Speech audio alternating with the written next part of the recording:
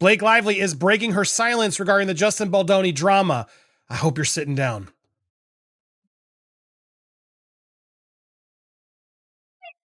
Welcome to Popcorn Planet. I am Andy Signor, and I can't make sense of this at all. I'm honestly shocked that they thought this was a good idea. I kid you not. This is, again, one of the dumbest PR moves. Just a woman who is in denial, attempting to gaslight the entire world who is witnessing what's actually happening.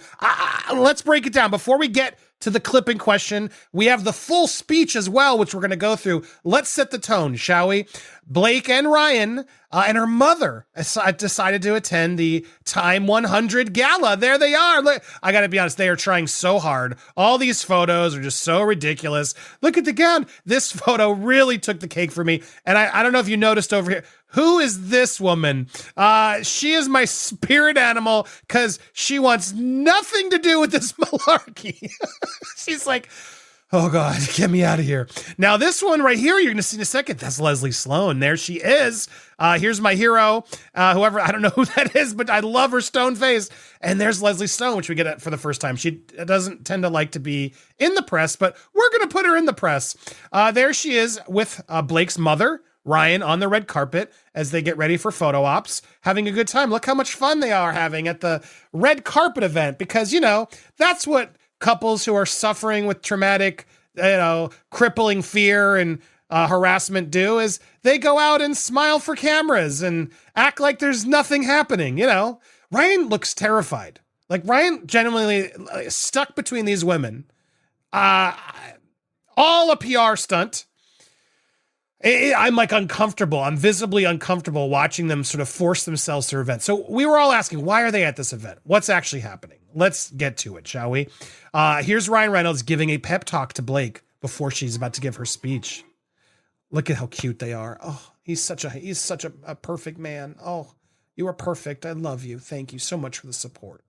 Oh, he's just perfect. Anyway, look, all of this was happening. There's a lot happening. She was declared one of the most influential people of this year and last year.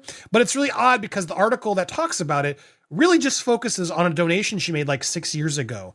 A donation she made because they got married at a plantation and it looked really bad. She's done a lot of weird racist stuff. So to right that wrong, she gave a donation 6 years ago. And that's why apparently she's on this list. But to Blake, she's on this list for being the hero that is standing up for all of women. That's why she's here. And it's odd because Time's not confirming that. Blake keeps doing that on her Instagram, and when she does this appearance, she is making it all about how she is now the warrior for women. And she used this opportunity to do a toast. All right, guys, buckle up, because right out the gate, this thing hits like a freight train. The moment the courtroom door swings open, you know you're in for something wildly off-script. Every move, every word. It's charged with bold defiance and chaotic confidence. The subject steps in like they own the place. But you can already tell the judge isn't here for games. There's an energy clash that's impossible to ignore pure tension, raw and unscripted. It's the kind of moment that sets the whole courtroom on edge. No need for warm-ups. This is full throttle from second one.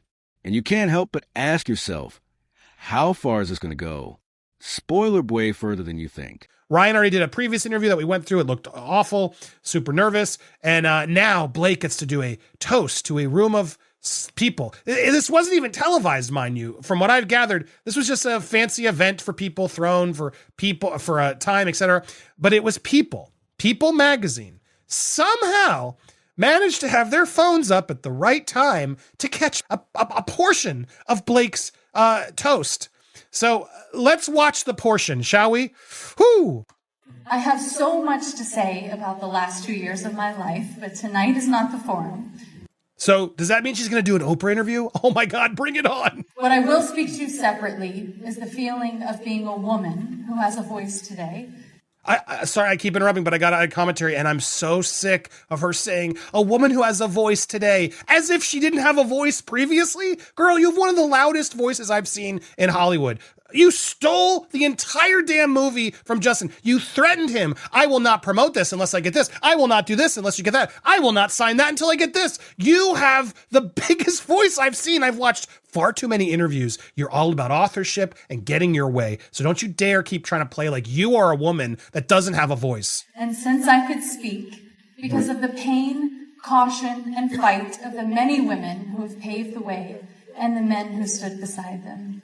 Oh, thank you all women for allowing me to take this man's movie and be a mean girl and do whatever I want. Thank you, women. I hope you're proud of me now. Are you proud, women? Let me know in the comments as you're watching. Millions I will never know the name of, because every life, every act, big or small, affects another. Before I say more, I want to warn that I will speak about tonight covers trauma, so please feel free to step away if you need. Yeah, just leave the gala, go into the lobby, I guess. And sorry, because I got to share a story to help my PR. My life was influenced most by my mother, sitting here tonight, Willie Elaine McAlpin. Oh, Blake's mother. Oh, I don't know what's worse, when celebrities need affection or if they need to have now their parents get affection. She's an eternal optimist, and she's always leaving me messages, hooping and hollering and saying, "Woo, life's just a bowl of cherries." It's true, always. And she'll get your number tonight, and she'll leave you those messages, so please be warned.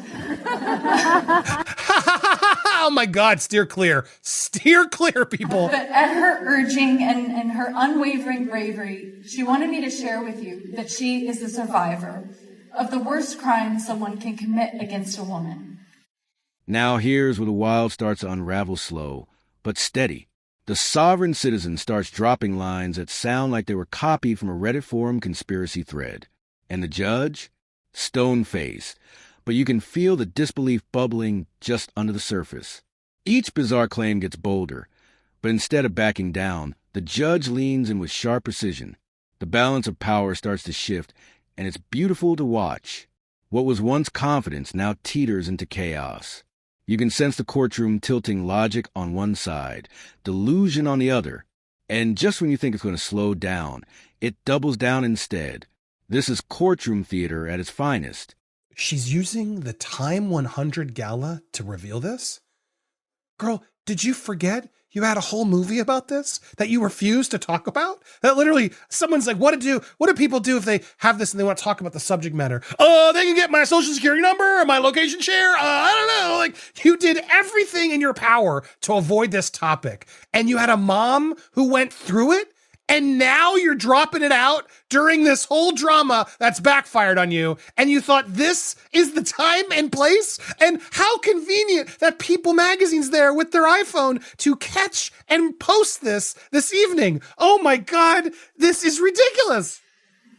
I've watched her conceal her raw and undeserved shame my entire life.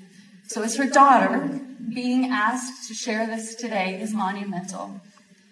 Thanks, Mom, for giving me your moment so I can look like a victim through you. This is like when Amber took her assistant's story. Do you guys remember? I didn't think that she could get worse, but I'm speechless. We name it, we change it. Just as our fellow Time 100 honoree, the incredible Giselle Pellicot, put it to every woman who understood. It's not for us to have shame. It's for them. Yeah. It's for Justin. I'm shocked. Now that's not even the full speech. We have the full speech here, but I'm taking a moment to really process and accept the fact she used this as an opportunity to now try to paint herself as a survivor. To all the survivors who watch, I know we have a lot in our audience. I'd like to hear your comments, please. If there's a video you comment on, please share your comments. I may actually share some of them in a future video. How do you feel after Miss Blake Lively is now putting herself as the face of survivors and women? Now, I want to go through the real speech. Here's the entire toast. Thank you so much for having me tonight. It's as an honoree amongst you all, as well as those who've come before, is surreal and deeply significant. In a time where the most valuable currency seems to be anger, it feels like an act of defiance to commune and celebrate all the good that is alive in the world. And the many here tonight who either challenge the system and or show us the magic exists on earth in their gifts, talents, bravery, art, and life, or anybody rich enough to have sway to get this award for giving a donation 6 years ago because you got married on a plantation. I added that part. That wasn't in there, but I'll continue. Tonight, I applaud each of you. It's an interesting thing to be called influential. It's for you to be called influential. It's very interesting. It most definitely is an honor. But what does influence mean? By definition, it's the capacity to have an effect on the character, development, or behavior of someone or something. So you just, the behavior just taking people over, right? Is that what it is? To have an effect that not only is an honor, it's a significant responsibility. How we use that is what matters. Ain't that the truth? Ain't that someone talk about someone who overuses it? Who and what we stand for, what we stay silent about, and what we monetize versus what we actually live. This girl tried to throw in what we monetize. You monetized a movie about DV. You promoted an alcohol brand and your hair care line to be about this movie, and you wanted it to be light and floral so you didn't have to get into the deep, it's so depressing topic of DV. And so now after all this backlash, you're going to tell us how to do it, when to stay silent, when to talk, when to monetize? Oh my God, this woman. I've had so much to say over the last 2 years. Anyway, tonight's not the forum. I cannot wait for the Oprah Winfrey interview, just like Meghan Markle did, which absolutely backfired on her. It was the window to realizing who she actually was when she did that. Oh my God, please, Oprah, get Blake on the phone. I can't wait for that. Anyway, let's go. We already read this part. Midway through, it's like watching a mental chess match, except one player brought Uno cards. The sovereign citizen is going all in, tossing out legal jargon that doesn't land, while the judge calmly dismantles every false claim with surgical clarity. There's a rhythm here. Attack, block, counterattack, and the judge doesn't miss a beat. What's fascinating is how the confidence slowly cracks, second by second. You watch it happen in real time. Cockiness turns to confusion, then to visible frustration. Every failed point tightens the noose a little more. It's not just a loss, it's a collapse. And as the tension builds, you realize the judge isn't just defending the law, they're teaching a masterclass. My mom never got justice from her work acquaintance who attempted to take her life when she was the mother of 3 young kids, years before I was born. She always credited her beating heart today with the story she heard from another woman in a similar circumstance speaking on the radio as my mom drove home one day entirely unaware of the future ahead of which she would call upon this critical moment to save her own life. The woman painfully and graphically shared how she escaped, and because of her hearing that woman speak to her experience, instead of shutting down in fear and shame, my mother is alive today. She was saved by a woman whose name she'll never know. I am alive and standing with you all here today. Oh, thank God Blake's alive because of a woman whose name she doesn't know. She'll never know. I'm here. My mom is here because that woman not only survived, but she told others how. It's a silent torch of womanhood that we come to know, a pact that privately we must show others how to survive, literally or spiritually. We don't let our daughters know. One day they'll meet Justin. That's what she's implying here. This is horrific. She's just piling it on and piling on. That's how awful it was. Oh my God. Your daughters one day will break their hearts by letting them know it's the secret that we've kept from them as they pranced around in princess dresses, that they are not and will likely never be safe at work, at home, in a parking lot, in a medical office, online, or any space they inhabit, physically, emotionally, professionally. But why does that torch have to be our burden to carry in private? How can we not all agree on the basic human right? This part, ice cold brilliance. The judge shifts gears, no longer just responding, but actively taking control. The sovereign citizen tries to recover, reaching deeper into that fantasy toolkit, but it's too late. The judge doesn't raise their voice, doesn't break a sweat, just drops undeniable truth, one sentence at a time. Each line lands like a knockout punch delivered with a velvet glove. The silence that follows every slam, loud. You can almost hear the disbelief in the air as reality sets in. No yelling, no back and forths, just one-sided dominance. And the best part? The sovereign citizen still doesn't see it coming. This isn't a battle anymore. It's a lesson. So believe Blake. Believe Blake. She was harassed. Believe her. I know the superpower of female triumph, though. I have touched it, shaken hands with it. I'm looking at it in this room right here. These are the happy endings we must see as women and girls. We can make it to the end alive, physically or emotionally, and we do, and we thrive, even when it doesn't feel possible, even when we're in sharp pain. Never underestimate a woman's ability to endure pain. Life's just a bowl of cherries. Thank you, every woman whose strength brought life to me and my 4 children. And thank you to every man, including my sweet husband, who are kind and good when no one is watching. Like Justin, because that's all I hear about Justin. And to all the communities across the gender, age, political, geographical, and racial spectrum who fight every day just to be safe, I see you. And I share tonight and my influence with you for as long as I have the ability to affect every one, even one other person. I am horrified by this. This is all, look, I feel like Time didn't really know, or they made some deal with her to do this and give her this award. And then when they realized it was going south, they just talked about her donations and made it very vague. And now Blake has made it part of her whole marketing plan to show, no, I'm on this list because of standing up to Justin. And she implies that very much with the, I have a lot to say over the last 2 years of my life, but tonight's not the place. So again, she's trying to call back all this damage and trauma she's living through and all that she's going to reveal and how awful it was and how unsafe and everything was. All of this implicates Justin as, again, the devil, the creep, the I don't even know still what she's really accusing him of. Guys, we are doing so much in-depth research on this topic because of our documentary. And I want to call it out quickly because a lot of you are probably frustrated watching. I'm telling you, we are going through it all. We are speaking to people who were there. We are speaking with actual neutral experts. Everyone's getting involved to tell our goal, the truth on this story, as much as we're able to tell.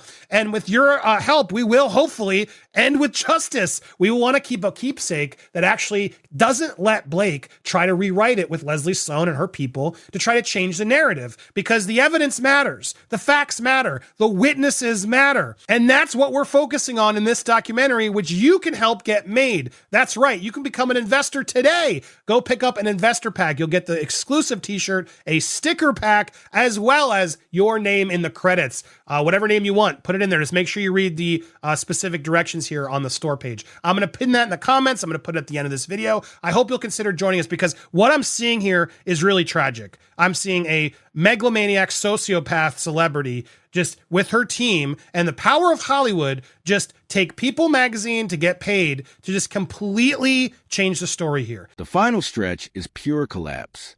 The sovereign citizen throws one last Hail Mary, hoping for a miracle that never arrives. But the judge? They're done playing. With perfect timing, they shut it down calmly, legally, and with zero tolerance for nonsense. This is where consequences meet delusion face first. You can see it in the sovereign citizen's eyes. The moment they realize the fantasy is over, every second from here on is a reality check delivered cold and clear. It's poetic. By the time the gavel drops, it's not just a verdict. It's a verdict and a lesson for anyone thinking they can out-talk the system. And hey, if you made it this far, you already know. Don't forget to like the video, subscribe to the channel, and we'll see you in the next one. People magazine, the same one that now reports, oh, Taylor and Blake were able to recover their friendship. This is nonsense. This is absolute nonsense. This is the Hollywood PR machine, the smear campaigns that she's doing against Justin. And it doesn't end there. Oh my God, we got a bunch of new lawsuits that are showing so many horrific things that it seems like Blake, Stephanie Jones, her team were actually doing behind the scenes and are getting caught. This is not going to end well for any of them. So stay tuned. There's a lot still to do. Make sure if you haven't already, you are subscribed here. Hit the bell for all alerts. Smash that thumbs up when you get alert. When you get those alerts, leave your comments. I want to hear your comments on this one. I may read some. And make sure you support. Become an investor today. You can also join on our Patreon to watch the film when it's completed. Hopefully in the next month or so is our goal. But click that shirt. Click that. Become an investor today. This is an important topic. Thank you, everybody.